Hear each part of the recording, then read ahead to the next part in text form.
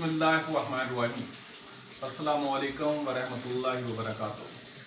ख़वातीनो हज़रात, मैं अल्लाह रब्बुल इज़्ज़त से दुआ गो हूँ तो खुदा बुजुर्ग बरतर आपको हमेशा अपने हिफ्ज़ व अमान में रखे।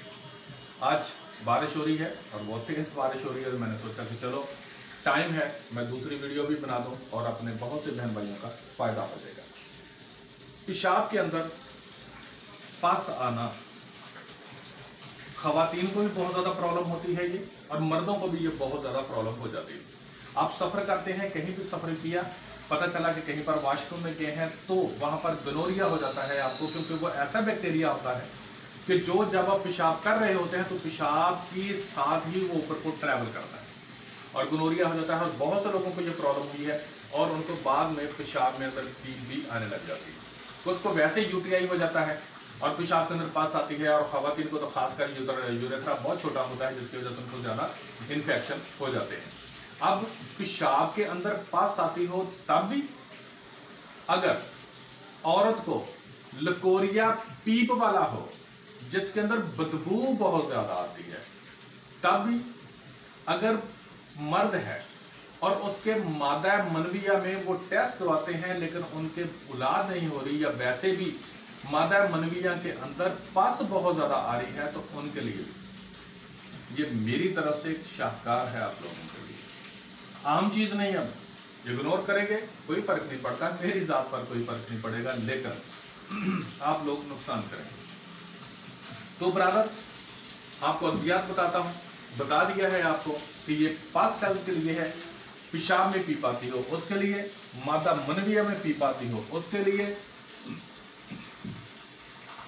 और अगर औरत हो और उसको लकोरिया पीप वाला हो, पस आ रही हो, बदबू आ रही हो, उसके लिए अगर आप इस्तेमाल करेंगे तो इंशाअल्लाह आप बिल्कुल ठीक हो जाएंगे।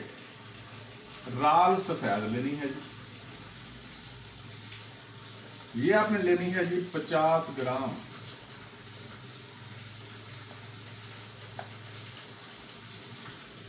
छिलका लेना है जी रीठे का, छिलका रीठा 50 ग्राम। धमासा लेना है आपने, धमासा 50 ग्राम।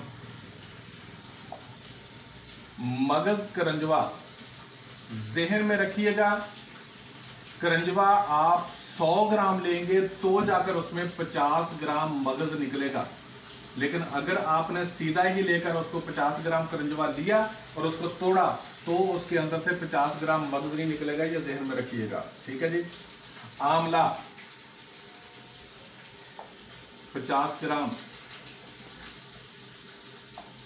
दार हल्द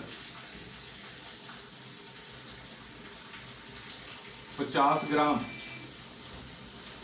इन तमाम अद्वियात को पीस लें, ब्रीक कर लें। अगर कपड़े से छलनी किया हुआ इस्तेमाल करेंगे तो बहुत जल्दी फायदा होगा, अगर डायरेक्ट भी इस्तेमाल करेंगे तो ठीक है, आपने बेचना तो है नहीं। कैप्सूल भरने की बजाय अगर आप इसकी चाय वाली छोटी आधी चम्मच वो इस्तेमाल करेंगे, या अगर आप इसको कैप्सूल में ही भरना चाहते हैं आप इनको, तो आप 1000 ml का कैप्सूल जो है सुबह दोपहर शाम खाने के बाद, बड़े आदमी के लिए डोज बता रहा हूं, बड़ा आदमी, लेकिन अगर 20-25 साल का छोटा आदमी है तो 500 ml भी दे सकते हैं आप। अगर बड़ा आदमी है तो उसको आधी चम्मच चाय वाली जो है वो भी दे सकते हैं आप। अगर बच्चे हैं, अब यकीन जानिए जी बहुत फायदा है, कुछ बच्चों को भी पास आ रही होती, बच्चे हैं तो आपने 250 ml। अजान होने लगी जी, मेरी तरफ से अल्लाह हाफिज।